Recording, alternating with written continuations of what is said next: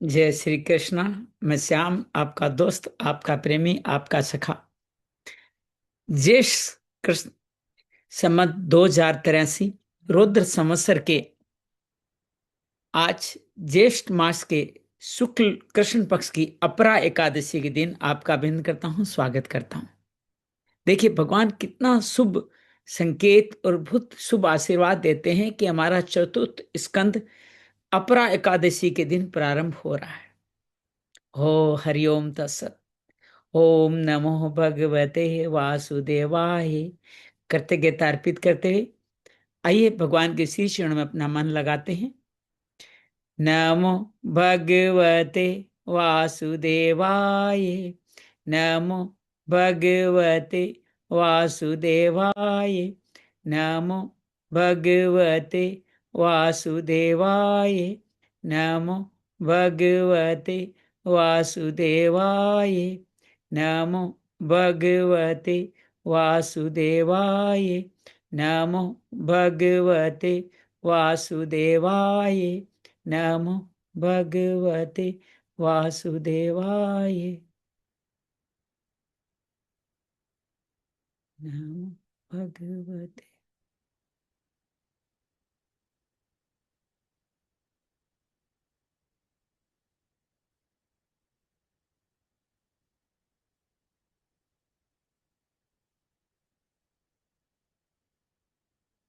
वसुदेव सुतं देवं कंस चाणूरमर्दनं देवकी परमानंदं कृष्णं वंदे जगद्गुरुं। श्री कृष्णं वंदे जगद्गुरुं। गजाननं भूतगणादिसेवितं कपितजम्बूफलचारुभक्षणं उमासुतं शोकविनाशकारकं नमामि विघ्नेश्वराय पादपङ्कजं। नमामि विघ्नेश्वराय पादपङ्कजम्। सर्वमंगल मांगल्ये शिवे सर्वार्थ साधिके शरण्ये त्र्यंबके गौरी नारायणी नमोस्तुते। नारायणी नमोस्तुते। त्र्यंबकं यजामहे सुगंधिं पुष्टिवर्धनम् उर्वारुकमेव बन्धनान् मृत्युर्मोक्ष्ये मामृतात्। अतुलितबलधामं हेमशैलापदेहं धनुजवनकृशानुं ज्ञानिनाम् अग्रगण्यं सकलगुणनिधानं वानराणां देशं रघुपतिप्रियभक्तं वात जातं नमामि। रघुपतिप्रियभक्तं वात जातं नमामि। गुरुर्ब्रह्मा गुरुर्विष्णु गुरुरेव महेश्वर गुरुरेव साक्षात् ब्रह्म तस्मै श्री गुरुवे नमः। श्रीमद्भागवत श्री विष्णु वाङ्मय स्वरूपाय नमः। श्री व्यास रूपाय कृष्णदेवपाय नाय नमः। श्री व्यास रूपाय श्री सुखदेवाय नमः। कृष्णार्पणमस्तु। कृष्णाय वासुदेवाय हरिये परमात्मने प्रणत क्लेशनाशाय गोविंदाय नमो नमः। प्रणत क्लेशनाशाय गोविंदाय नमो नमः। योगेशं सच्चिदानंदं वासुदेव व्रज प्रियं धर्म संस्थापकं वीरं कृष्णं वंदे जगद्गुरुं। श्री कृष्णं वंदे जगद्गुरुं। शांति शांति शांति।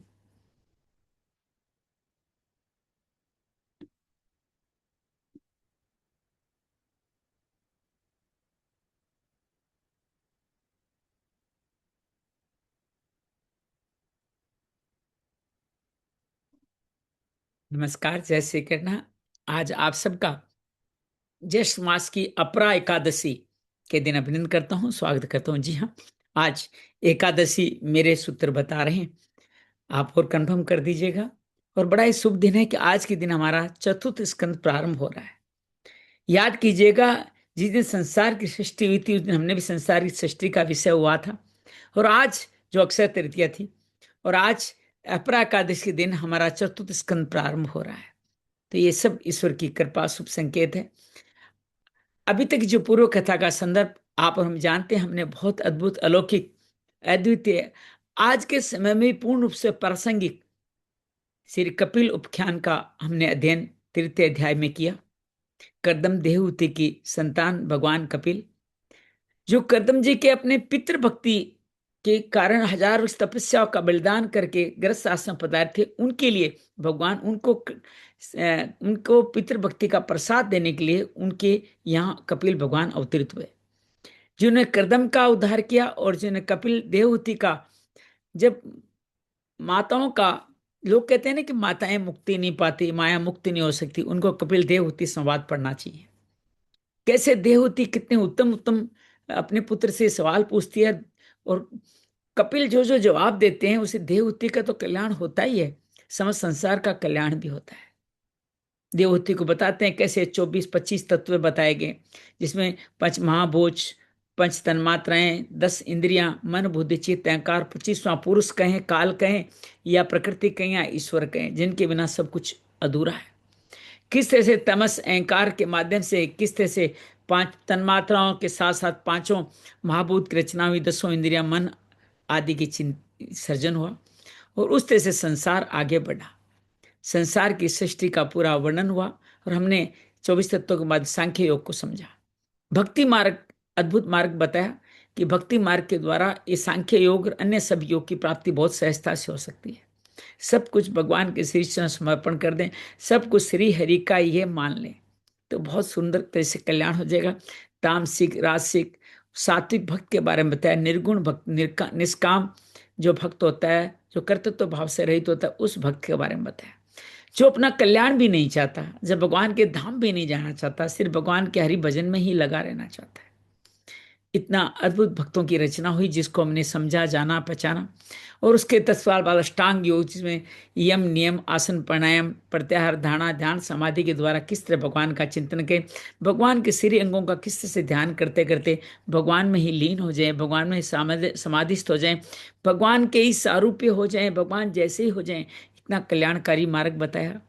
और फिर इस मार्ग के साथ भक्ति मार्ग के जाने वाले के तरीके बताएं, कैसे सृष्टि में वर्णन, कैसे कैसे पृथ्वी से सबसे पत्थर होते हैं, पत्थर के बाद में वृक्ष आदि लताएं आई, फिर पक्षी पशु आए, फिर बहुत चरण वाले, फिर 4 चरण वाले, फिर 2 चरण वाले, फिर मनुष्य आए। गर्भस्थ शिशु की स्तुति हमने सुनी, कैसे गर्भस्थ रह के शिशु स्तुति करता है, ये हमने देखा। और कैसे भगवान को प्रार्थना करता है, मुझे समस्त स्मृति, गर्भस्थ शिशु को सब स्मृति आ जाती है। भगवान स्तुति करता है, अपनी क्षमा याचना करता है कि मैंने आपके द्वारा दिए गए रामार्ग को नहीं अपनाया, इसलिए मेरा ये हाल हुआ है, मुझे मुक्त करो, मैं अब कुछ करूंगा। लेकिन ज्यों ही अधोमुख होकर के अपान वायु के वशीभूत होकर धरती पे गिरता है, त्यों ही वो श्वास उगते उसकी सारी स्मृति चली जाती है, मैं कहाँ हूँ रोने लगता है, और फिर अपने उसी जीवन लीला में लग जाता है। लेकिन प्रारब्ध कर्म इसे मदद करता है। अगर प्रारब्ध में अगर ये भाव बना रहा है कि मुझे मुक्त होना है, तो मेरे जैसे अज्ञानी पापी को भी एक उम्र के बाद में भागवत पढ़ने का सौभाग्य मिला ना, तो विश्वास कीजिएगा, प्रारब्ध का फल नेहा विक्रम नाश हो, गीता में कहते हैं, इसमें किए गए कोई भी एक फल का नाश नहीं होता, हर फल समय आने पे पेड़ बनता ही बनता है। ये पृथ्वी रूपी जो हमारा शरीर है, इसमें जो भी आपने भगवत प्रेम का बीज डाला है ना, वो बीज आपको लेके आते भी, तो आज सीता सरला हमारे साथ पधार गई है। तो ये बताते हैं हमारे अंदर कहीं ना कहीं बीज है। और आज तो इस बीज की कथाओं का स्मरण चतुर्थ स्कंद में होने वाला है, बड़ी रोचक कथाएं आने वाली, मनु सुत्रपा का पूरा परिवार आएगा, उसके बाद दक्ष सती का सुंदर चित्रण आएगा, उसके बाद ध्रुव भगवान की भी कथा आएगी। तो आज अपरा एकादशी के दिन आइए चतुर्थ स्कंद को हम सब प्रारंभ करते हैं, जिसके प्रथम द्वितीय अध्याय करने का प्रयास करेंगे। हरिओम तत्सत। ओम नमो भगवते वासुदेवाय। चतुर्थ स्कंद है, अथ प्रथमो अध्याय।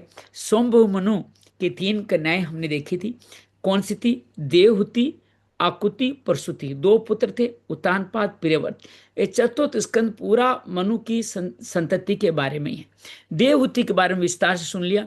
अब देवहूति बड़ी थी इसलिए पहले आया है, या भगवान की कोई लीला है, मुझे नहीं पता। मुझे लगता है देवहूति अपने कर्तृत्व से दोनों बहनों बड़ी हो गई होगी, भले ही नाम देवहूति का दूसरे थे समय आता हो, लेकिन जिनका कपिल ने अवतार लिया हो, भगवान ने अवतार लिया हो, तो उनका वर्णन तो सबसे पहले आना ही चाहिए ना। अब बाकी 2 कन्याओं का, और देवहूति की 9 कन्याओं से जो मरीचि आदि ऋषियों के ब्याह थी, उनसे कौन कौन से पुत्र पुण्य, तो माताओं आपके लिए बड़ा रोचक कथानक है। उनका बेटा कौन था, उनकी पुत्री कौन थी, उनसे कौन उत्पन्न हुआ, कैसे उत्पन्न हुआ, ये सारी कथाएं आने वाली। और भगवान की लीलाओं कथाओं का स्मरण करें तो बहुत आनंद आने वाला है। मैत्रेय उवाच है, मनोस्तु सतरूपायाम तिष्ठ कन्या से जग गिरे आकृति देव हृति से प्रस्तुति विश्वता हे विदुरजी। सोमवय मनु के महारानी शत्रुपा से प्रियवत उर्तानपा 2 पुत्रों के अलावा 3 कन्याएं भी हुई। वे आकुति, देवहूति और प्रसूति नाम से विख्यात थी।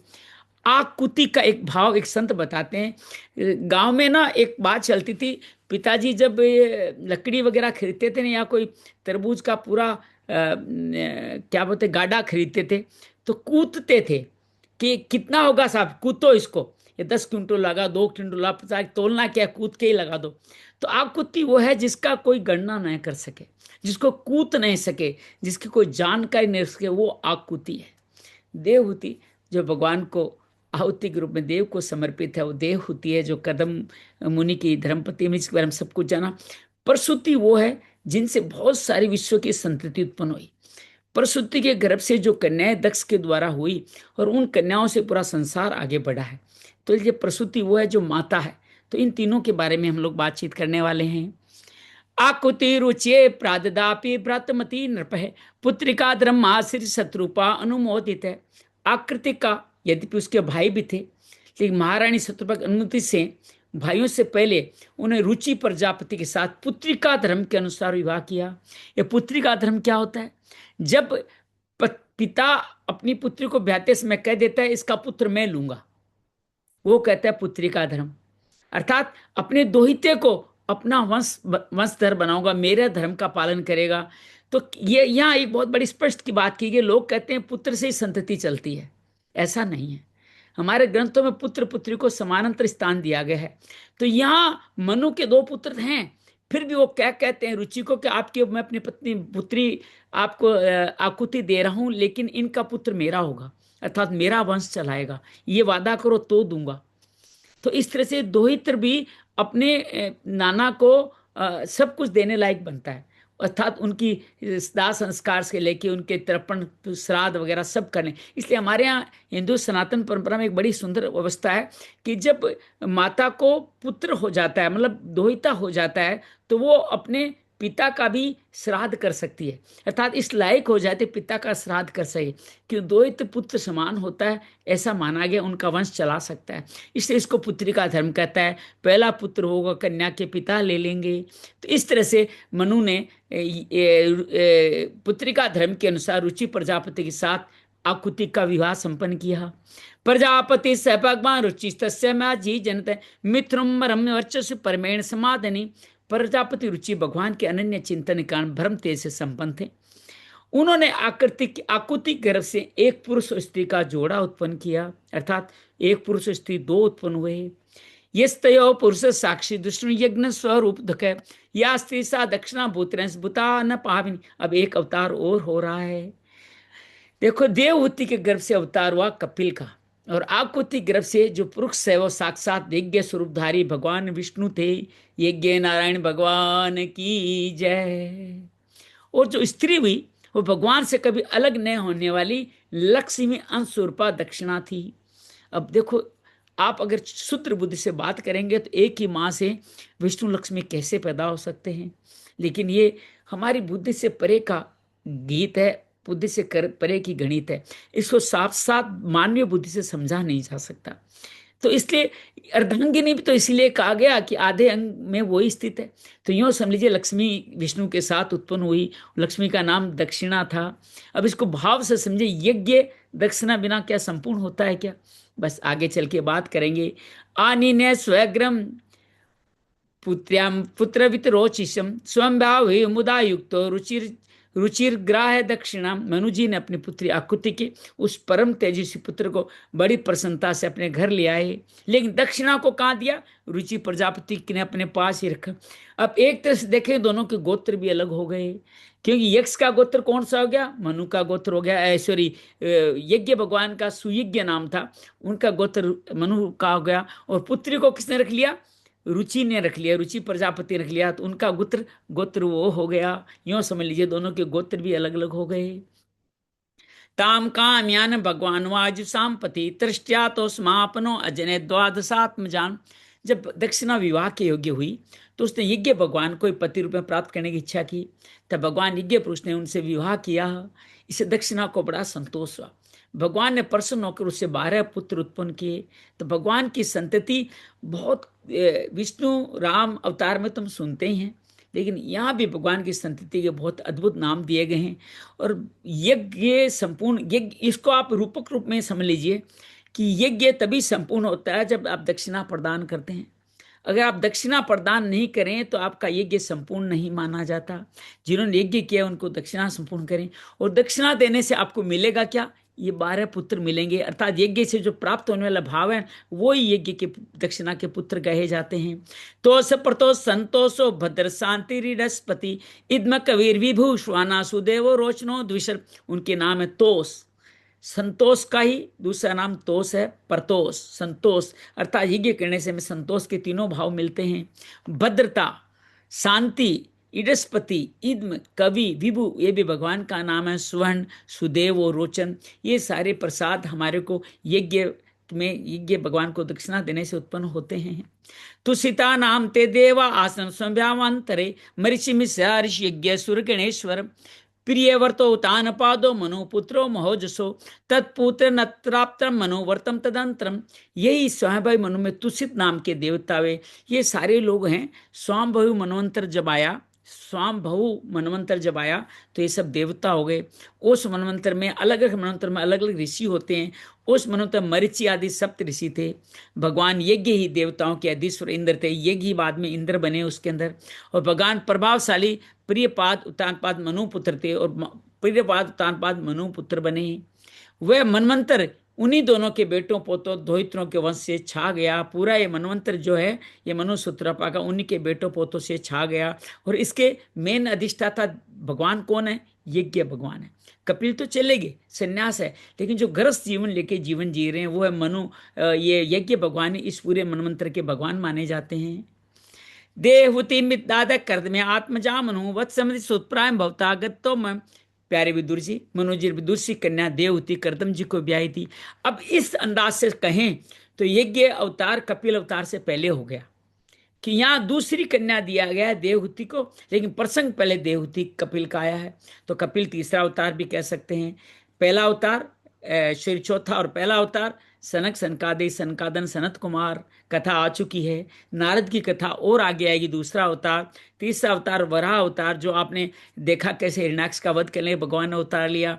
और चौथा अवतार के रूप में कपिल को माना गया। लेकिन यहाँ ये भी बात कही है, यज्ञ बड़ी पुत्री आकुति थी तो यज्ञ पहले उत्पन्न हुए और इस पूरे मनवंतर के देवता यज्ञ कहे जाते हैं।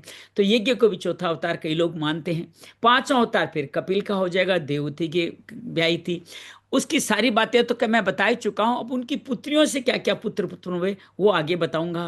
दक्षाय ब्रह्मपुत्राय प्रसूति भगवान मनु प्राच करते सत सर्गसितोलोक्या वित्तो माम। भगवान मनु ने अपनी तीसरी कन्या प्रसूति का विवाह ब्रह्मा जी के पुत्र दक्ष प्रजापति से किया। ब्रह्मा जी ने जो 10 पुत्र तुमने किए उसमें दक्ष प्रजापति भी थे। और उनकी विशाल परंपरा तो सारी त्रिलोकी में फैली हुई है, ऐसा बताया गया। सारी त्रिलोकी में उनकी वंश परंपरा फैली हुई है। तो प्रसूति का ही मुख्य संतान है कि प्रसूति के गर्भ से जो पुत्री हुई थी वो पुत्रियां ही कश्यप मुनि को ब्याही हुई थी और कश्यप से पूरी सृष्टि हुई। ये बात आगे आएगी। या कर्दम सुता प्रोक्ता नव परमसी पत्ने तासाम पति प्रोच्यमान निबोध में। मैं कर्दम जी की 9 कन्याओं को जो 9 ऋषियों से ब्याही हुई थी पहले वर्णन कर चुका हूँ। उनकी वंश परंपरा में मैं माफी चाहता हूँ। मैंने कश्यप को प्रसूति का प्रसूति के पुत्री से उत्पन्न हुआ बताया, ऐसा नहीं है। आगे चल के इसकी कथा पूरी आएगी। मरीचि के पुत्र थे कश्यप, अर्थात कर्दम देवहूति की पुत्री से पैदा हुए थे कश्यप। पत्नी मरीचेस्तु कला सुस्वे कर्दम आत्मजा कश्यम पूर्णिमाना चयोरापूरितम जगत। मरीचि ऋषि की पत्नी कर्दम की बेटी कला से आपके 9 पुत्रों से ब्याह हुआ था। तो सबसे बड़ी पुत्री थी कला, उसकी मरीचि ऋषि मरीचि आदि ऋषि कहा जाते हैं, मरीचि से प्राप्त हुआ है। 2 एक पुत्र हुआ कश्यप और एक पुत्री हुई पूर्णिमा, जिनके वंश से सारा जगत भरा हुआ है। सबको कश्यपी संस्कृति कहे जाते हैं। पूर्णिमा सुतम वीर विश्वगम च परंत देव कुलाम हरे पाद सोचाद्यापुत सरिदेव।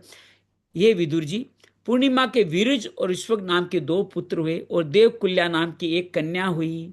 और यही दूसरे जन्म में श्री हरि के चरणों के धोवन से देव नदी गंगा के रूप में प्रकट हुई। अर्थात गंगा भी का वर्णन भी यहाँ आता है। पूर्णिमा की जो देवकुल्या पुत्री है वो ही गंगा कही जाती है। अत्रे पद सुने। अब यहाँ पे कश्यप को एक बार छोड़ते हैं, कश्यप की सृष्टि आगे आएगी। जब कश्यप की विवाह होगा तभी तो सृष्टि आएगी, अभी उसके बारे में बात नहीं की जा रही है। अत्रे पत्न सुईजा त्रिंजे सुयेसु सुतान है दत्तम दुर्वासम सोमात्म ब्रह्म समा। यहाँ एक और अवतार की बात हो रही है।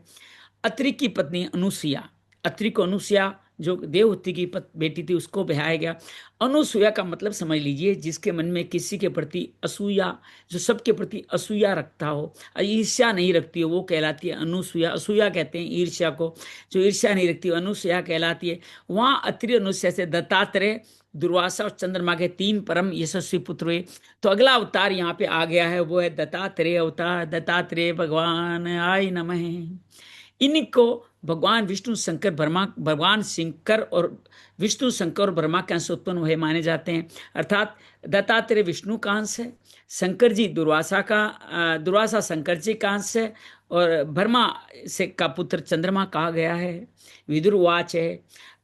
कैसे हुआ ये कार्य, ये छोटी सी रचना यहाँ पर हो। दत्तात्रेय का पूरा एक अध्याय 11वें स्कंद में आ गया। दत्तात्रेय ने 24 गुरु बनाए थे।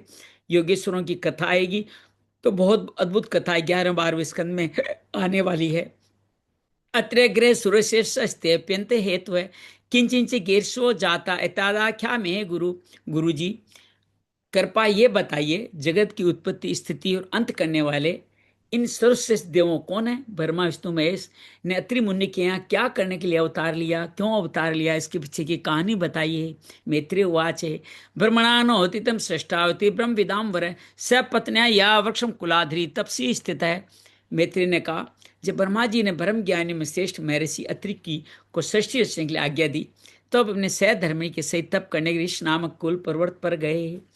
तो सृष्टि ने आज्ञा दी, तो क्या क्या? पहले तप किया।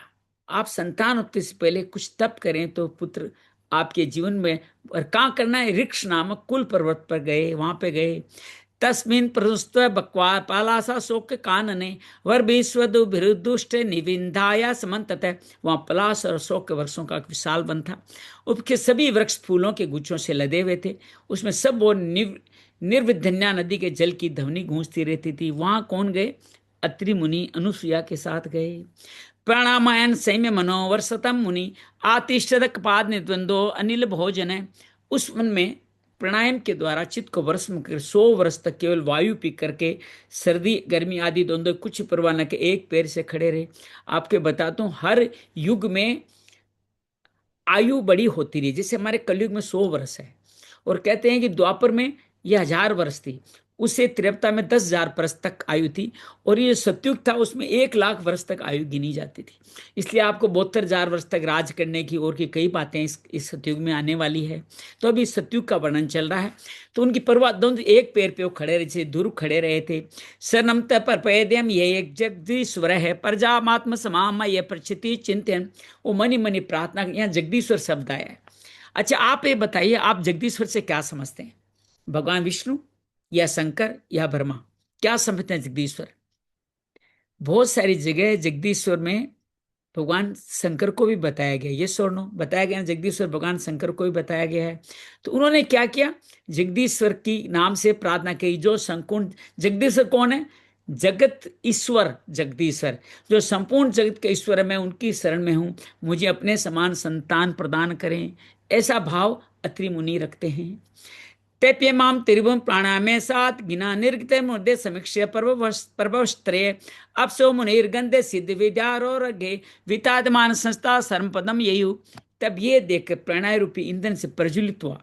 प्राणायाम जो करते हो तो आपका तेज, मुनि का तेज, प्राणायाम क्या देता है? आपको तेज देता है।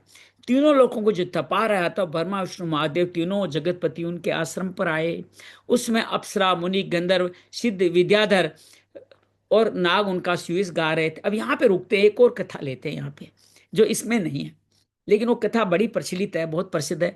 अनुसुईया को महासती माना गया है, ये सुनो। अनुसुईया का नाम बहुत चरित्र किया जाता है। आप अगर कभी जाए ना, चित्रकूट के पास में अनुसुईया नदी बहती है, वहाँ अनुसुईया। अनुसुईया बड़ा सुंदर स्थान है, और बहुत कभी इच्छा है अनुसुईया के तट पे भी हम लोग जाएं। तो अनुसुईया वहां तप किया था। अनुसुईया में चित्रकूट के आसपास अनुसुईया जगह है, जहाँ अखंडानंद जी का गुरु का आश्रम भी था। परमहंस जी जो स्वामी थे, उनका आश्रम भी वहां पे था, और बड़ा दिव्य स्थान है।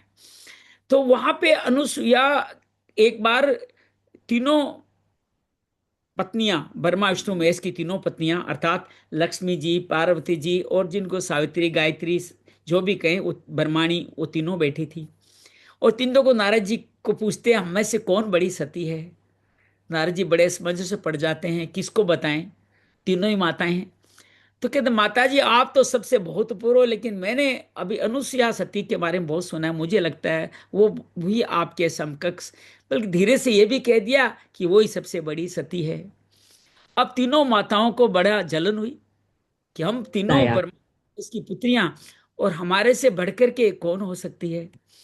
तो वो तीनों अपने पतियों को कहती है तुम जाकर के इसका सतीत्व भंग करो, हमसे बड़ी कैसे हो गई, सबसे बड़ी तो हम ही है, ऐसा कहती है। तो तीनों वहां जाते हैं, और तीनों जाके माता अभी अपने स्वरूप में, पूरे रूप में जाते हैं, सन्यासी बन के जाते हैं, युवा स्वरूप में जाते हैं, और कहते हैं माता भिक्षाम देही, हमें भिक्षा दीजिए। माता भिक्षाम दे कहते कहते ऐसे भिक्षा नहीं देंगे, आप निर्वस्त्र होके हमें भिक्षा देंगे। अब कोई सती स्त्री दूसरे पुरुषों के सामने निर्वस्त्र हो जाए, सतीत्व खत्म हो जाएगा उसका। तो निर्वस्त्र होकर के भिक्षा देने की प्रार्थना करते हैं। माता मुस्कुराती है, हाँ मैं बिल्कुल आपको निर्वस्त्र होकर भिक्षा दूंगी, लेकिन उसके लिए आपको बालक बनना होगा, आपका बाल स्वरूप बनना होगा। तो तीनों, माँ के सती का ऐसा प्रारूप था, तीनों बालक बन गए छोटे छोटे, और माँ ने उनको गोद में पिलाकर, गोद में बैठा करके दूध की भिक्षा प्रदान करी, और वहीं उनके आंगन में वो खेलने लग गए। अब वो तीनों माताएं बड़ी परेशान कि हमारे पुत्र, हमारे पतिदेव कहाँ चले गए, हमने तो परीक्षा लेने भेजा था। तब महाराज जी बताते हैं आपके पुत्र तो तीनों वहाँ उनके आंगन में खेल रहे हैं। तब उन्होंने अनुसुईया को नमस्कार करके उनको प्रणाम किया, और कि आप ही महासती है, तीनों माताओं ने माना। तो ये कहानी अलग है, लेकिन ये कहानी यहाँ ये भी है कि अत्रि मुनि ने जगदीश्वर का स्मरण करके उन्होंने उनको मांगने की इच्छा करी। अब क्या करा, तीनों उनका तेज हो गया, तो अब क्या हुआ वो अब कहानी आगे बढ़ाते हैं।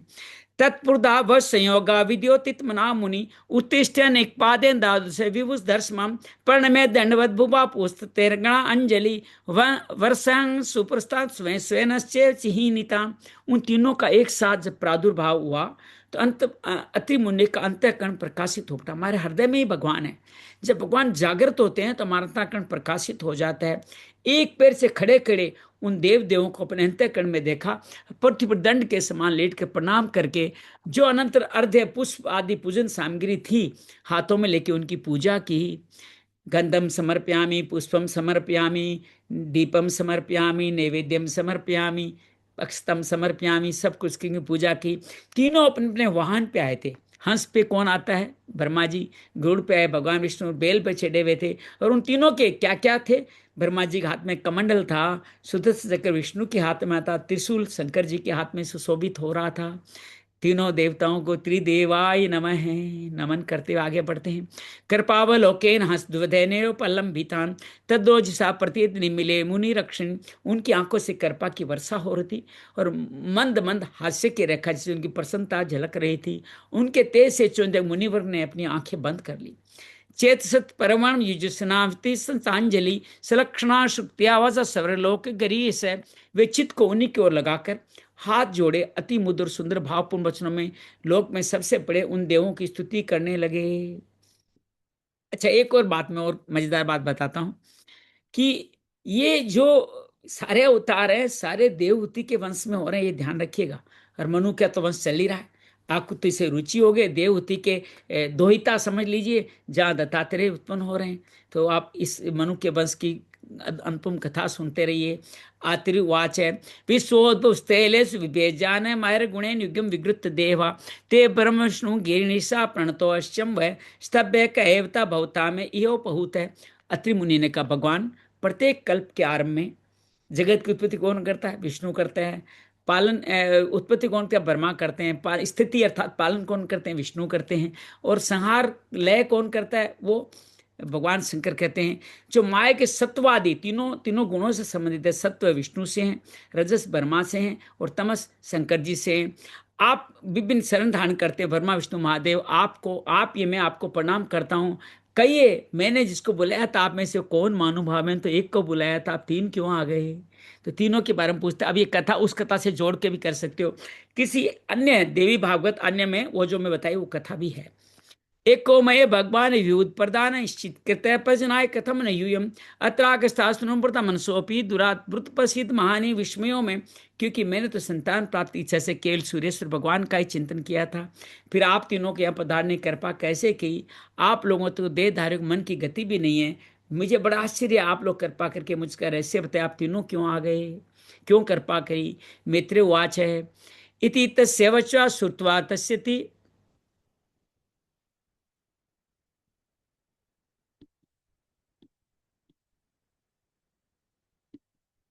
मित्रवाच इति तस्य वचः श्रुतत्रस्य विशुद्धर्षभः प्रत्याश लक्षण वाचा परस्य तनुषी प्रभो। श्री मैत्री जी कहते हैं, हे विदुर जी, मुनि के वचन तीनों देव हंसे और उनके समुद्र वाणी में ये कहने लगे, देवाउचु, तीनों देव त्रिदेव कहते हैं, यथाकर्षे संकल्प भावम तेनेव ना अन्यथा ससंकल्प ब्रह्म यद्यध्यायति वयम। ब्रह्म तुम सत्य संकल्प हो, तुमने जो संकल्प किया वही होना चाहिए था। इसके ऊपर कैसे हो सकता? तुम जिस जगदीश्वर का ध्यान करते थे वो हम तीनों ही हैं। यहाँ सेव वैष्णव ब्रह्म तीनों का अर्थ खत्म कर दिया है, अर्थात क्या तुम तीनों ही हम जगदीश्वर है, ऐसा बता रहे हैं देवता। अथास्मभूता से आत्मजा लोक विश्रुता भाविता रंग भद्रम ते विष्णु पश्यंती ते यस है। हे महर्षि, तुम्हारा कल्याण हो, तुम्हारे हमारे अंश स्वरूप तीन जगत विख्यात पुत्र उत्पन्न होंगे और तुम्हारे सुंदर यश का विस्तार करेंगे। तो ये आशीर्वाद मिला है, उसके बाद में समझो कि सती वाली परीक्षा हुई और तब तीनों पुत्र रूप में वहां आए, यूं भी कह सकते हो। एवं काम वरम दत्ता प्रति जगमु सुरेश्वा सवाजी तस्तयो संपेक दाम्पत्योर मिस्तोस्तत। इस प्रकार अभिष्ट व्रत देखे पति पत्नी दोनों भली भांति पूजित तो उनके देखते तीनों सुरेश अपने अपने लोक को चले गए। सोमो बुद्ध ब्रह्मणो स्नेन दत्तो विष्णोस्तु योगिविद दुर्वास संकृषा निबिदो अंग्रसी प्रजा। ब्रह्मा जी के अंश से चंद्रमा, विष्णु के अंश से योग वेता दत्तात्रेय जी और महादेव जी के दुर्वासा ऋषि अत्रि के पुत्र रूप में प्रकट हुए। ये कथा यहीं पे संपूर्ण एक बार रोकते हैं कि अब हम सारी पुत्रियों की कथाओं की बच्चों की कथाओं के बारे में बात करें तो अत्रि अनुसय में एक भगवान का अवतार हुआ, दत्तात्रेय भगवान का, दुर्वासा तीनों को नमन करते हुए त्रिदेव को आगे बढ़ते हैं। श्रद्धात्वंग्रीस पत्नी चतनो असुत कन्या सिनीवाल कुरूरा का चतुर्देव मनुष्य स्थिता। अंगिरा की पत्नी थी श्रद्धा, जो देवहूति की पुत्री थी। सिने वाली कुराकार उन्मति, इन चार कन्याओं को उसने जन्म दिया। तत्पुता परावाता ख्यातो स्वराश चिंतरे, उस तो भगवान साक्षात ब्रह्मश्च बृहस्पति। इसके सिवा उनके साक्षात भगवान उत्थित जी बृहस्पति जी, दो पुत्र भी हुए। भगवान का एक अवतार उत्थित है, वो इनका वर्णन ज्यादा कुछ आता नहीं है कथा में। ब्रह्मनिष्ठ बृहस्पति जी दो पुत्र हुए जो स्वारोचिस मनवंत्र में विख्यात हुए। आगे वाले मनवंत्र, अच्छा मनवंत्र समझ गए ना, ब्रह्मा जी के एक दिन में 14 मनवंत्र होते हैं, एक दिन में, अर्थात 14 मनु बदलते हैं। 14 मनु बदलते हैं एक दिन के अंदर, 14 इंद्र भी बदलते हैं एक दिन में। तो बहुत सारे मनवंतर और मनु की बातें आने वाली है। प्लस त्यो अजन पत्याम कमस्य च वैर्बभु सौजन्य जगमणि दग्धाग्नि विश्वाच महातपा। पुलस्सी मुनि से हविर्भु का विवाह हुआ था। महर्षि अगस्त और महातपस्वी विश्ववा, ये दो पुत्र हुए। यही अगस्त मुनि दूसरे जन्म में जठराग्नि हुई थी, याद है? इतनी जठराग्नि इतनी सॉलिड थी, उन्होंने पूरे समुद्र को पी लिया था। समुद्र को पी लिया था अगस्त मुनि ने, समुद्र का अहंकार तोड़ा था, पूरे अपने कमंडल में भर के चल पड़े थे पूरे समुद्र को। ऐसा था अगस्त मुनि का प्रताप। और गंगा के बारे में इनकी कथा आगे आएगी, बहुत सुंदर आएगी। अब यहाँ एक नाम आया महातपस्वी विश्रवा। विश्रवा से कुछ याद आ रहा है क्या आपको? अगले श्लोक में याद आ जाएगा, मेरा विश्वास है। तस् यक्ष पतिर्देव कुबेरेश्वर विरासुत रावण कुंभकर्ण सतदासिना विभीषण। ये विश्रवा वही थे जिनसे रावण उत्पन्न हुए। विश्रवा मुनि की दो पत्नियां थी, इडा विडा थी, उससे एक राज कुबेर का जन्म हुआ, इसलिए रावण को ब्राह्मण पुत्र कहते हैं। दूसरी उनकी एक और पत्नी थी, वो पत्नी राक्षस वंश की थी जिसका नाम केसिनी था। क्या था? केसिनी था। जो रावण कुंभकर्ण विभीषण तीनों उससे उत्पन्न हुए। वाल्मीकि रामायण में इसका बहुत विस्तार से वर्णन है। वहां तो सुपर्णखा कुंभसिनी, सुपर्णखा भी पुत्री थी, इन्हीं से हुई। एक कुंभसिनी नाम की एक पुत्री और थी, वो भी इससे उत्पन्न है, जो यहाँ पे कथा में नहीं आती है, लेकिन वाल्मीकि रामायण में उसका भी जिक्र आता है। दो बेटियां थी। पुलस्य कृतिर्भयातिन सुत सती सुतान कर्म श्रेष्ठ वर्य सहिष्णु च महामते। महर्षि पुलह की स्त्री परम साध्वी गति से कर्म श्रेष्ठ वर्यान सहिष्णु, तीन पुत्र। पुलह की गति जो उनकी पत्नी थी, कर्म श्रेष्ठ वरियान और सहिष्णु, ये तीन पुत्र उत्पन्न हुए। कर्तोर क्रिया भार्या वाक्य किला अनुसूत रिष्टिन सस्त्रान ज्वलतो ब्रह्म तेजसा क्रतु की पत्नी क्रिया, ब्रह्म तेज सेवा, बाल खिल्यादि, यद्यपि 60,000 ऋषि वहां से उत्पन्न हुए। अब सृष्टि बढ़ती जा रही है, सृष्टि का पूरा वर्णन तो संभव किसी के लिए हो ही नहीं सकता। सभी भगवान के स्वरूप है, मुख्य मुख्य स्वरूप में कथाएं आपके सामने आ रही है। ऊर्जाम जगिरे पुत्र वशिष्ठ से परंतप चित्रकेतु प्रधान सत्यभर्म शिव अमला। अरुंधति का वशिष्ठ से विवाह, अरुंधति का दूसरा नाम एक ऊर्जा भी था।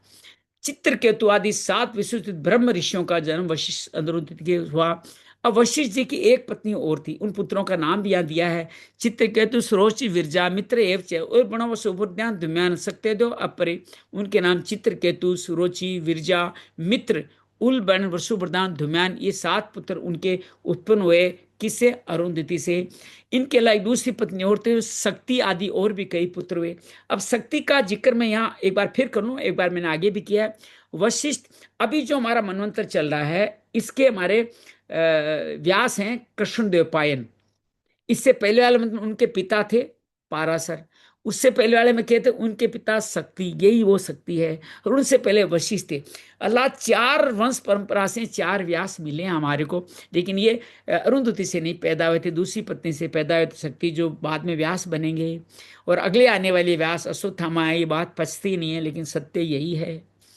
चितिस्व धर्मण पत्नी लेबे पुत्रम धर्तव्रतम ददयंच मत्स्येश्वरम भर्गवशम निबोध में। अर्थर्वा मुनि की पत्नी चित्ती ने ददंग्यंग नामक, ददीची नामक एक तपोनिष्ठ पुत्र, ददीची सबको पता है, ददीची का आगे पूरा जिक्र आएगा। उनका दूसरा नाम अश्वशिरा भी था। अब भृगु के वंश का वर्णन सुनो। भृगु का वंश बता रहे हैं। भृगुम ख्यात्यामागम पत्न्या पुत्र नजी जनत धातारम विद्तारम सिरम से भगवत पराम। महाभाग भृगु जी ने अपनी भार्या ख्याति से, इनकी पत्नी ख्याति थी, धाता और विधाता नाम का पुत्र और श्री नाम की एक भगवत परायणा कन्या उत्पन्न की। एक कन्या भी उत्पन्न हुई। धाता विधाता 2 पुत्र हुए। आयतम नीतिन चेव सुते मेरुतुसी और ददा ताभ्याम तयोर भवता मुरकुंड प्राण एवं। मेरु ऋषि ने अपनी आयति और नीति नाम की कन्याएं धाता और विधाता को ब्याई। उनसे मरकंड और प्राण नामक पुत्र हुए। मार्कंडो मरकंड से प्राणादेव शिरा मुनि कर्वश्य भार्गवश्य भगवान सुना सुत है। उन्हीं मरकंड के मार्कंडे उत्पन्न हुए, जिन्होंने सृष्टि में आगे जिक्र आएगा, जिन्होंने बहुत सारे मंत्र रचना, उसमें मुख्य रूप से महापुरुष मंत्र मार्कंडे द्वारा रचा गया है। और प्राण के मुनि और वेद शिरा का जन्म हुआ। भृगु जी के एक कवि नामक पुत्र भी थे, उनके भगवान उष्णा हुए, अर्थात कवि के पुत्र शुक्राचार्य कहा जाएंगे, जो दैत्यों के आचार्य हुए। तो इस तरह से आप देख सकते हैं भृगु का परिवार बहुत देवताओं द्वारा असुरों तक भी फैला है। ये तय एते मुनि क्षत्र लोकान स गैर विवाहन ऐसे करदम 2 इतर संतान कथिस्त है शोण सदान सद्य पाप हृदय। इन सब मुनीश्वरों की भी संतान की सृष्टि का विस्तार किया। इस प्रकार मैंने करदम जी के सारे 2 इत्रों की संतानों का वर्णन आपको बता दिया। जो पुरुष श्रद्धा पूर्वक सुनता है, उसके पापों को ये तत्काल नष्ट कर देता है। तो इसको सुनने का यही भाव अपने मन में स्थापित कर लीजिएगा। प्रसूति अप्रसूति का वंश चल रहा है। देवती हो गई, आकुति हो गई। अब प्रसूति तीसरी पुत्री का। प्रसूति महानवी दक्ष उपय में यात आत्मजय तत्सा संसद सोडसाम लोचना। ब्रह्मा जी के पुत्र दक्ष प्रजापति ने मनोनंदिनी प्रसूति से विवाह किया। इससे उन्हें सुंदर नेत्रों वाली 16 कन्याएं उत्पन्न हुई। अब यहाँ से वंश आगे बढ़ रहा है। त्रयोदशार्धमा तथे गामने विभूपितव्य एकामयुक्त भवा एका भवच्छते। भगवान 10 ने 13 कन्याएं धर्म को व्याधि, एक अग्नि को, एक समस्त पितृगण को व्याधि और एक संसार का संहार करने वाले जन्म छुड़ाने वाले भगवान शंकर को भी दे दी। हमारे कथा में भगवान शंकर का प्रवेश हो रहा है। ओम नमः शिवाय। और उनको सती नामक कन्या दी, 13 धर्म को दी। क्या क्या कन्या का नाम है? धर्म की जो पत्नियां हैं वो धर्म के ही प्रसाद है। धर्म पे चलोगे तो ये पत्नियां रूपी प्रसाद हमें मिलने वाला है। पत्नी के रूप में नहीं, ये प्रसाद हमारे भावों में स्थापित होने वाला है। श्रद्धा मैत्री दया शांति तुष्टि पुष्टि क्रियो उन्नति बुद्धि मेधा तितिक्षा ही मूर्ति धर्मस्य पत्नी है। श्रद्धा आएगी, मैत्री आएगा, दया आएगी, शांति जीवन में आएगी, तुष्टि पुष्टि क्रिया उन्नति बुद्धि मेधा। बुद्धि और मेधा अलग अलग है। तितिक्षा अर्थात संयम, री मतलब लज्जा और मूर्ति, ये धर्म की पत्नियां थी। और धर्म और मूर्ति से भी एक अवतार होगा, आगे इसका जिक्र भी आने वाला होगा। तो ये आपकी 13 पत्नियां उनको की धर्म को ब्याही गई। किसकी पत्नियां ये? दक्ष और प्रसूति की पत्नियां हैं। सदा सुतम शुभम मेति प्रसाद भयम दया शांत सुखम मदम तुर श्याम पुष्टि रुष्टि। इनमें से सरदा जो थी उनसे शुभ, मैत्री ने प्रसाद, दया ने अभय, शांति ने सुख, तुष्टि ने मोद, पुष्टि ने अहंकार को जन्म दिया। अब सरदा जो आपके जीवन में आएगी, जीवन में क्या घटेगा? शुभ घटेगा। जीवन में मैत्री आएगी तो क्या? प्रसाद, आप सबके लिए सबको अपना मान लेंगे, सबको बांटेंगे। दया आएगी तो अब अभय हो जाएगा, जो दया करता है वही अभय रहता है। और शांति से सुख आएगा। तुष्टि ने मोद अर्थात प्रसन्नता ली, और पुष्टि ने अहंकार को जन्म दिया। तो इन पुत्रियों के धर्म के इन भावों से ये जन्म होता है, अर्थात धर्म से भी अहंकार उत्पन्न होता है। मैं इतना बड़ा धर्मात्मा हूँ, ये धर्म के पुत्र हैं, अर्थात धर्म की बेटियों के पुत्र हैं। योग है कि नोतमर्थ बुद्धिर सुइत मेदास में तिरसा तो क्षेम ही परसम। क्रिया ने योग, योग एक क्रिया मानी जाती है। क्रिया के जो पुत्र होता है उसको योग है। आप जो भी कार्य करें वो योग के अनुसार करें, योग ही बन जाए आपका कार्य। योगी एक गुरुदेव जी अच्छी तरह जानते हैं, योगी के लिए कहा गया है कि वो बोले तो योगी की तरह बोले, मुंह से कोई गलत शब्द नहीं निकले। सुने तो योगी की तरह, अर्थात पूरा अच्छी तरह इंद्रियों का इस्तेमाल करके सुने। वो चले तो योगी की तरह चले, टेढ़ा मेढ़ा उल्टा सीधा नहीं चले। मुंह से वचन निकले तो योगी की तरफ चले, अर्थात जीवन के हर एक पल में योगी हो। तो हमारी क्रिया में योग स्थापित हो जाए। क्रिया के पुत्र हैं योगी। उन्नति ने दर्प, जब आपकी उन्नति होती है तो क्या आएगा? थोड़ा दर्प तो आएगा ना।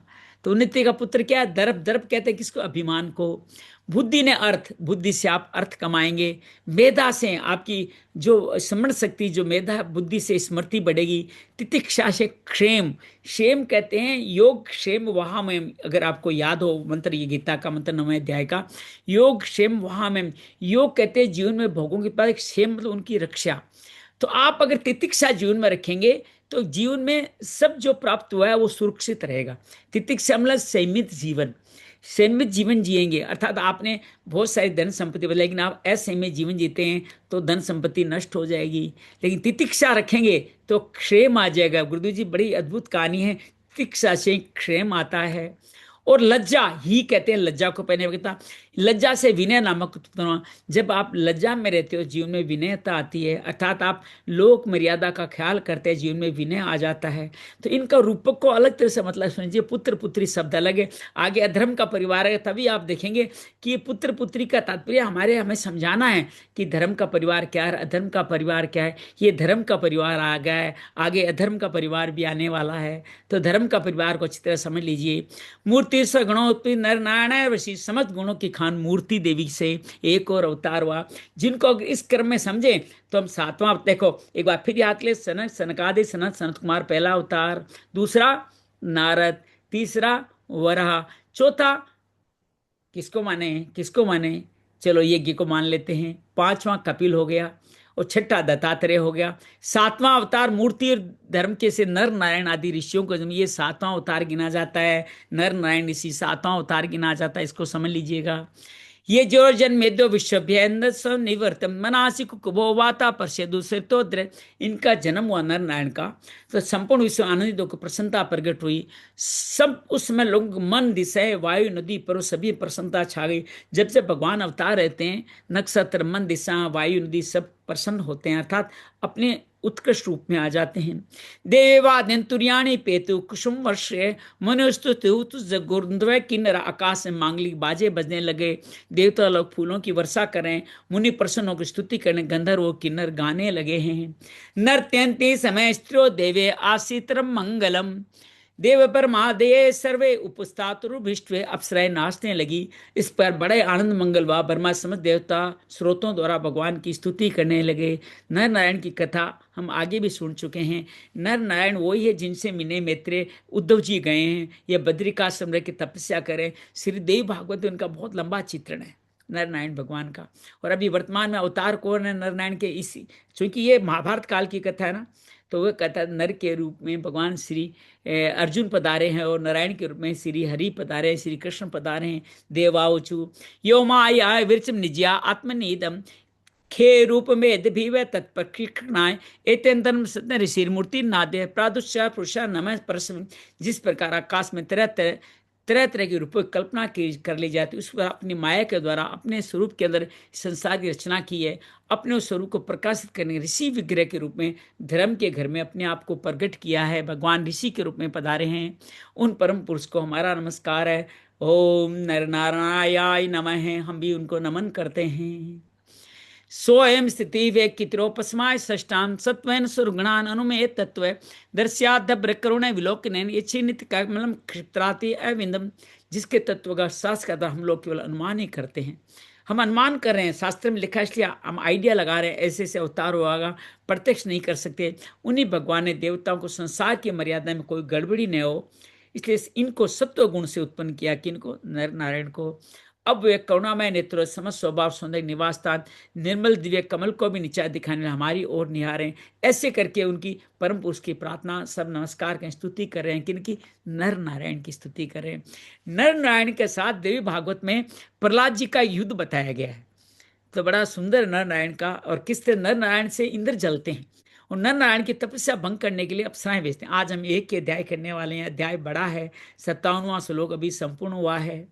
एवं सुर गणेशता भगवंता विष्णु तो लब्ध्यावर लको ये तुर्चितो गंध मादनम। प्यारे विदुर जी, प्रभु का साक्षात दर्शन पाकर देवताओं ने का स्थिति पूजा की। ये भगवान नारायण दोनों गंध मादन पर्वत पर तपस्या करने के लिए चले गए। तो गंध मादन पर्वत कहते हैं कि ये विंध्याचल, ये अनुसुईया जो है जहाँ पे, उसके आसपास ये गंध मादन पर्वत है जहाँ पे तपस्या करने के।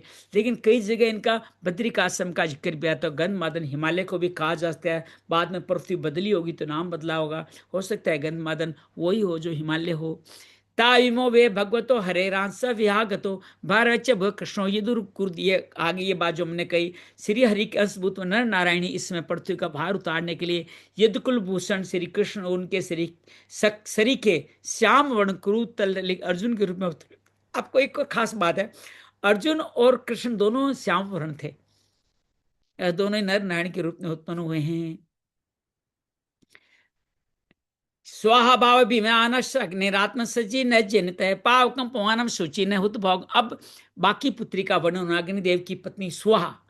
आप अग्नि में जो आहुति दे क्या बोलते हो? स्वाहा। अर्थात ये क्या संकेत दे रही है कि आप घर में जो भी कमा के लाओ पत्नी को सौंप दो। अर्थात आहुति अग्नि को दे रहे हो, लेकिन मुंह में क्या बोलो? स्वाहा। स्वाहा को है कौन है? दक्ष की एक पुत्री जो स्वाहा को ब्याही हुई थी, उसे 3 पेत हुए, एक पावक, पवमान और शुचि। ये तीनों ही पुत्र, ये तीनों ही हवन के पदार्थों भक्षण करने वाले हैं। अर्थात आप स्वाहा करके जो कुछ देंगे वो स्वाहा अपने तीनों पुत्रों को प्रदान कर देगी, और इससे अग्निदेव संतुष्ट हो जाएंगे, और वो आपकी ये स्वाहा ही देवताओं तक भी पहुंच जाएगा, उनका भाग। तेभ्यो अग्ने समत्वराश्य पंच त एव कौन पंचाशत काम पितृपितामह। इन तीनों से 45 प्रकार की अग्नि और उत्पन्न हुई। इस तरह ये अपने 3 पिता और 1 पिता में दादा को लेके 49 अग्नि कहलाते हैं। जब हवन करते हैं तो 49 अग्नि का हवन किया जाता है। अर्थात एक अग्नि, उनके 3 पुत्र पावक, पावकमान और सूची, और उसके बाद में उनके 45 पुत्र और हुए। एक तो 49 मरुत है, एक 49 अग्नि है, दोनों अलग अलग समझिएगा। 49 मरुत का विषय आगे आएगा। चले मरुत 49, सुंदरकांड का वर्णन आपको याद होगा, या 49 अग्नि की बात हो रही है। वेतानिके कर्म यन्मान भ्रीवर्म वाद भी आग्नेष्टयो ये निरूपते अग्नेस्तुते। वेदज्ञ ब्राह्मण वैदिक यज्ञ क्रम में जिन 49 अग्नियों के नामों से आग्नेय इष्टियां करते हैं, वो आग्नेय इष्टियां यही है। 49 देवताओं को स्थापित किया जाता है।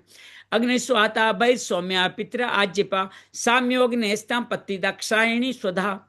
अग्निस्वाद ब्रह्म से सोम आज्यप, ये पितर है, 4 पितर हैं बताए गए। अग्निस्वाद ब्रह्म सोम आज्यप, इनमें सा अग्निक भी है और निरग्निक भी है। अग्नि के साथ भी दिया जाता है, बिना अग्नि के भी दिया जाता है। इन सब पितरों की पत्नी कौन सी? स्वधा। इसलिए स्वा जब बोलते हैं, आहुति जब देते हो ना, स्वा बोल के देवताओं को जाती है, और अग्नि देवता है, अग्नि के माध्यम सब देवताओं तक पहुंच जाती है। और जब स्वधा बोल करके आहुति दी जाती है तो पितरों को जाती है।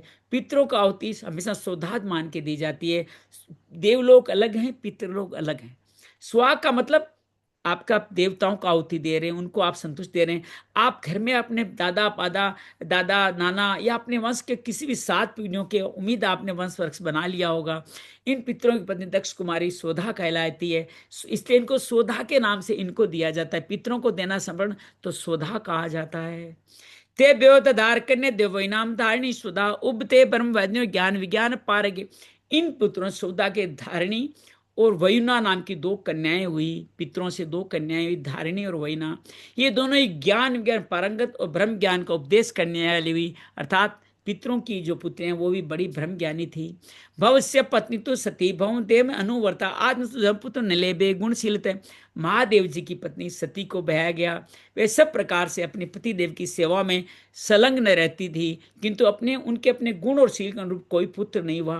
अब ये पुत्र क्यों नहीं हुआ, इसकी भी बड़ी कहानी है कि इनको भी एक श्राप मिला था कि इनको कोई पुत्र नहीं होगा। तो इसलिए अब आप कहोगे सती के पुत्र इस जन्म में तनली पार्वती बन के तो इनके पुत्र हुए थे? नहीं, वो भी नहीं हुए थे। कार्तिकेय, गणेश और अशोक सुंदरी 3 भगवान शंकर और पार्वती के पुत्र पुत्री माने जाते हैं। कार्तिकेय का जन्म तब हुआ जब पृथ्वी पे बहुत बड़ा आतंक फैल गया एक राक्षस का। उसका वध करने के लिए पार्वती शिव का अंश चाहिए था, लेकिन शिव का अंश पार्वती के अंदर आ नहीं सकता था कि इन दोनों का तेज मिल जाता तो ऐसा पुत्र उत्पन्न होता जो पूरे संसार को अलग ही कर देता। मतलब संसार का मालिक समझो, संसार को खत्म भी कर सकता था, भ्रष्ट भी कर सकता, कुछ भी कर सकता था।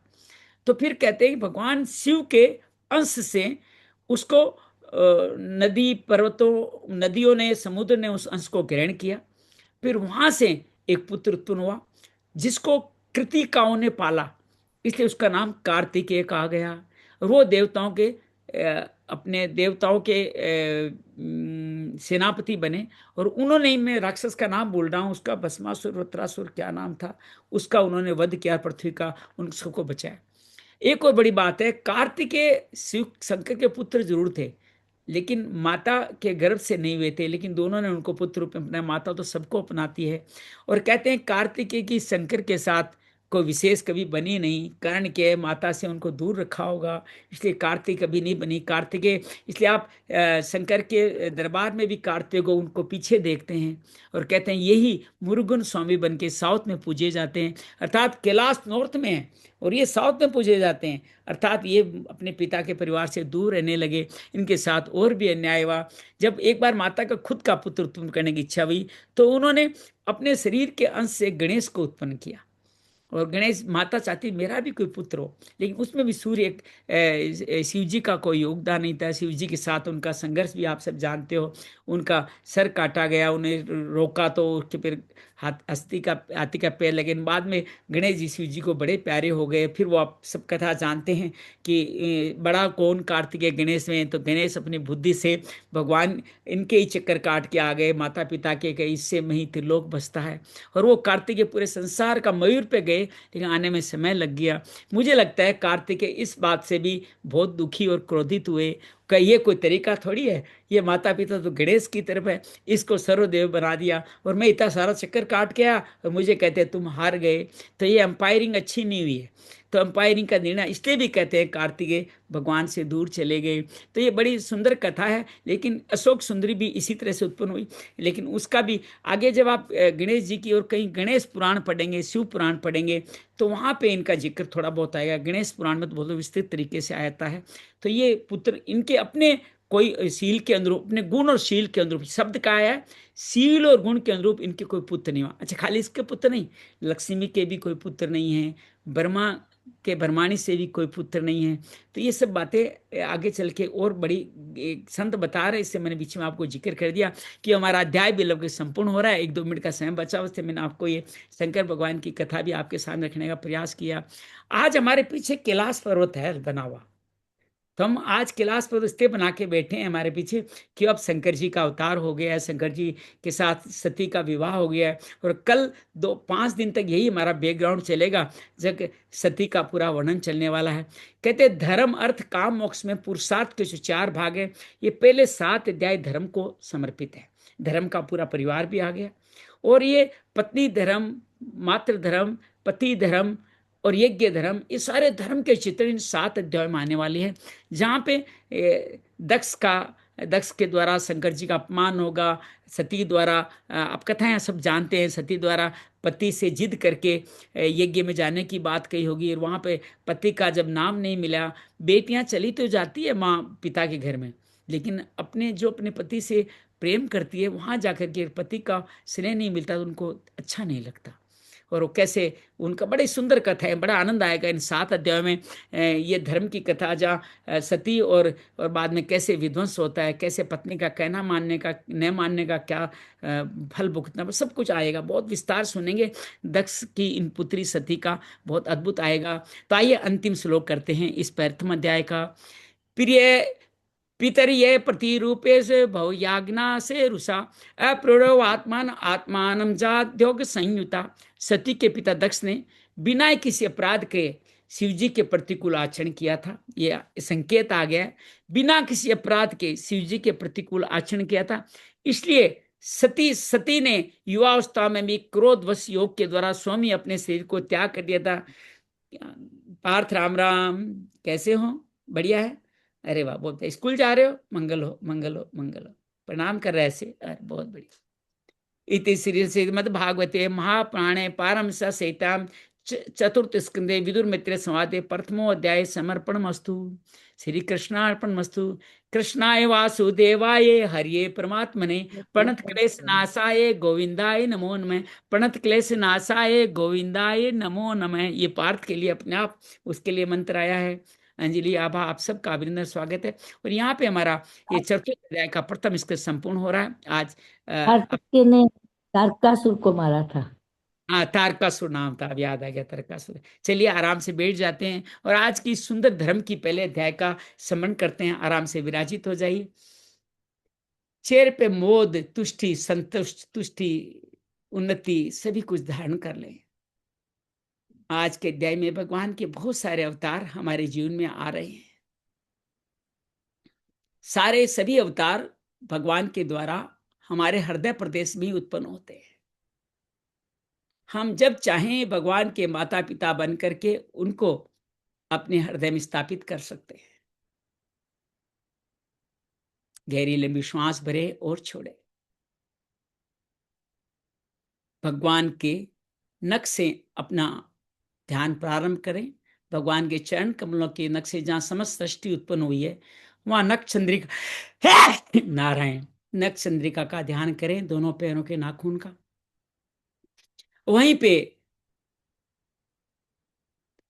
पाताल, रसातल, अतल, या आपके टखने तक ध्यान आ गया है। वहां भगवान के सुंदर एक आभूषण पहना हुआ है।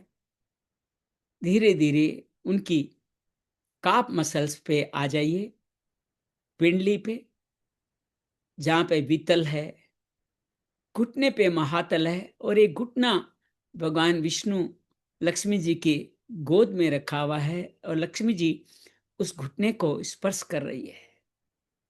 भगवान की जंघाएं, बीतल, महातल, समस्त पाताल तक है। जो भगवान की अभी गरुड़ पे विराजित है, भगवान की जंघाएं गरुड़ को स्पर्श कर रही है। भगवान के नितंब पे ध्यान ले जाएं, जो भूलोक है।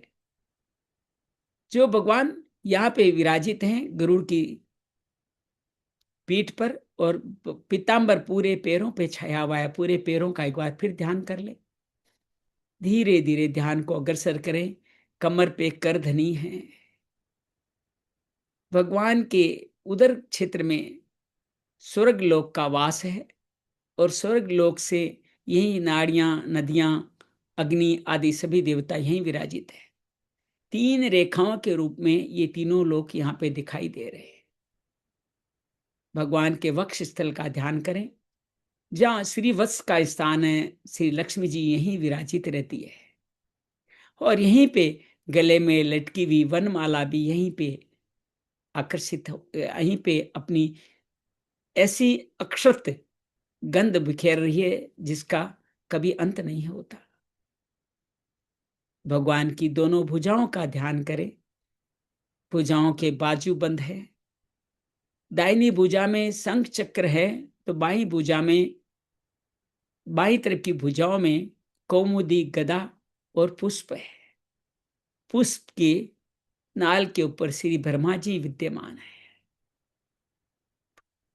कंठ में भगवान समस्त लोगों को धारण करके बैठे हैं। आकाश मह हृदय क्षेत्र में अगर महलोक था तो यहाँ जनलोक हैं। तप लोग भ्रकुटी पे हैं, जहां समस्त गुरुओं का स्थान भी है, मन का स्थान है, चतुष्ट अंतःकरण। उससे पहले मुख में अग्नि और जल का स्थान ग्रहण करें। आंखों में सूर्य देव को दर्शनेंद्रिय के माध्यम से नमस्कार करते हुए करें। त्वचा रोम रोए आदि में वायु देवता को स्पर्श करें। कानों में दसों दिशाओं को स्पर्श करें। भगवान की भ्रकुटी से समस्त लोग का आना जाना, भ्रकुटी मात्र के हिलने से ब्रह्मा का आना जाना प्रारंभ हो जाता है। भगवान के ललाट पे कौस्तुभ मणि का सुंदर तिलक अनुभव करें।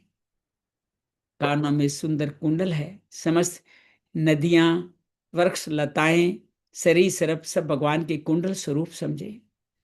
भगवान के माथे के सहस्त्रार पे भगवान का समस्त का सार भगवान के इसी सहस्त्रार पे स्थित है। भगवान की ही कृपा से ब्रह्मा जी को अवतरण हुआ और ब्रह्मा जी ने मनु सूत्रभा को अपनी काय से उत्पन्न किया। मनु के प्रिय और तुतानपाद, आकुति, देवहूति, प्रसूति नामक 3 पुत्रियां हुई। कदम देवहूति का विवाह और कपिल मुनि के द्वारा हमने उसकी सृष्टि को समझा। देवहूति कपिल ने कोई विवाह नहीं किया तो देवहूति का परिवार वहीं पे संपूर्ण हुआ, लेकिन इसी से सांख्य योग के द्वारा सबका कल्याण हुआ। दूसरी पुत्री आकुति का विवाह रुचि प्रजापति से हुआ और आकुति रुचि के घर के द्वारा भगवान ने सुयज्ञ का अवतार लिया। सुयज्ञ की दक्षिणा से विवाह हुआ और दक्षिणा के माध्यम से संतोष, तुष्टि, तोष, प्रतोष, संतोष आदि 12 पुत्र उत्पन्न हुए, जो यज्ञ दक्षिणा का, यज्ञ करने का परिणाम मात्र है। और इन्हीं का परिवार आगे बढ़ता चला गया। समस्त देवहूति की पुत्रियों का संतति परिवार भी इसी तरह आगे बढ़ा। मरीचि की कला से भी इसी तरह परिवार आगे बढ़ा। अत्रि अनुसुईया का वर्णन आया कि किस तरह अत्रि अनुसुईया का वर्णन आगे बढ़ा। इस तरह से 9 कन्याओं के माध्यम बृहस्पति, विश्रवा, पुलस्त्य आदि अनेक अनेक शुभ अवतार हुए, जिनसे कार्य आगे बढ़ता चला गया। तो देवहूति की कन्याओं में बहुत सुंदर सृष्टि। मरीचि के ही पुत्र कश्यप कहलाए, जिनका आगे वर्णन आएगा। कश्यपी सृष्टि के ही हम सब लोग आज सूर्य सृष्टि जगत में दिखाई दे रही है, वो कश्यपी सृष्टि ही कहलाती है। वो मरीचि के पुत्र थे जो कला से उत्पन्न हुए थे। भगवान तीसरी पुत्री प्रसूति का विवाह ब्रह्मा के पुत्र दक्ष प्रजापति से हुआ। दक्ष का तात्पर्य है जो अपने हर कार्य करने में कुशल है। दक्ष से प्रसूति जब मिलती है तो कुशल संतानों का, पुत्रियों का उत्पन्न होता है। 16 कन्याएं दक्ष प्रसूति के गर्भ से हुई, द्वारा हुई। 13 कन्याएं धर्म को ब्याही गई और धर्म को ब्याही गई। ये 13 कन्याएं ही धर्म के, हमारे धर्म पालन करने मिलने वाली हमें उन्नति, क्रिया, प्रतिक्रिया सब कुछ हमारे को ये धर्म के माध्यम से, इन 12 कन्याओं के माध्यम से मिलती है, जिसमें शांति भी है, मोद भी है, सब कुछ वहीं से मिलने वाला है। इन 12 पुत्रियों के भी बहुत सारे पुत्र हुए, जो हमारे जीवन में धर्म की इस परिवार हमारे जीवन में हमेशा बना रहे, इसलिए धर्म का हम इस तरह आह्वान करें। दक्ष की एक पुत्री अग्नि को ब्याही गई, जिसका नाम स्वाहा था। अग्नि और स्वाहा के माध्यम से 3 पुत्र पावक, पावमान और सूची हुए, और उन तीनों के 45 पुत्र और हुए। ये 49 अग्नि के द्वारा यज्ञ में हवन किया जाता है। तो स्वाहा जब बोलते हैं तो हम अग्निदेव को हवन करते हैं, जिसके बाद समस्त देवताओं को ये स्वाहा का अंश पहुंचता है। एक पुत्री का विवाह पितरों के साथ हुआ।